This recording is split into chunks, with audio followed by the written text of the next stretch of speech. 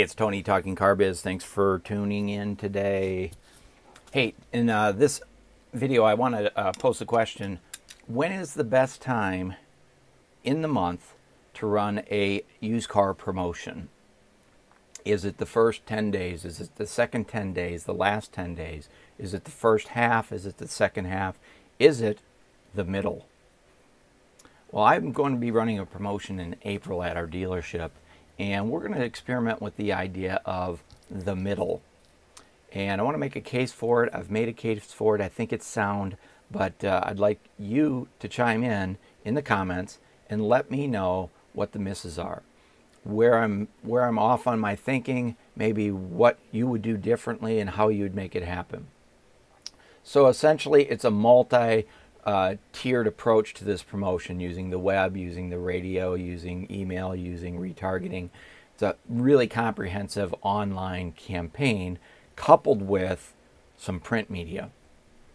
And initially, the folks who brought it to me, we kind of tailored it to make the promotion work, and they wanted to launch it at the first of the month. They were going to run it the first 15 days of the month, or they wanted to run it the last 15 days of the month.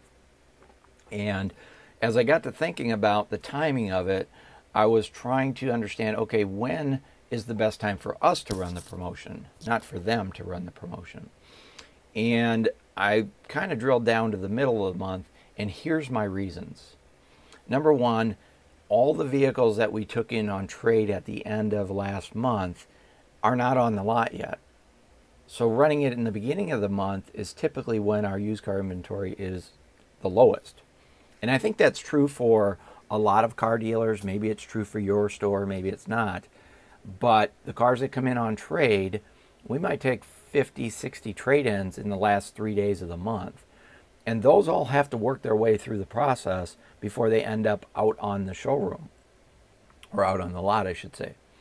And so all of those get out on the lot typically about mid-month. Now, we'd like to move them through faster, and some get through in a couple days, and some get through in 10 days, and some takes 2 weeks, and some are just flat out wholesale, as you know.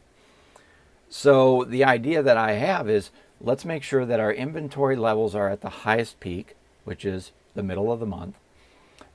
Let's make sure that our sales team is off of their first week hiatus.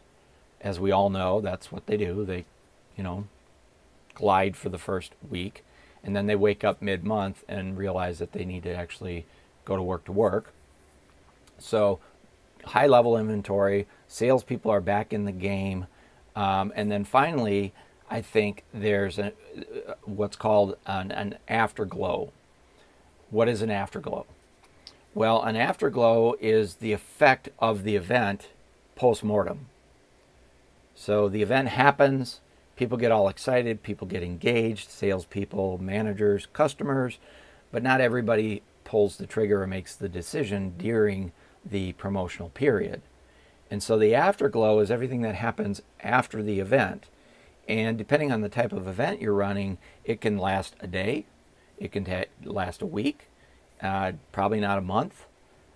So I was thinking, okay, middle of the month, inventories are high, salespeople are back in the game, and it'll wrap up at or about the last week of the month. And as we all know, the last week of the month generally takes care of itself. So there's no reason to drive additional traffic. Number one, it's naturally the busiest time of the month. Number two is the afterglow of the event.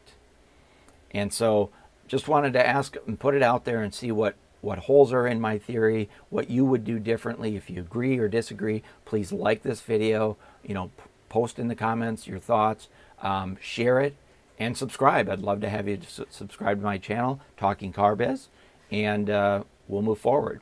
Hey, it's Saturday. It's time to sell. Go get something.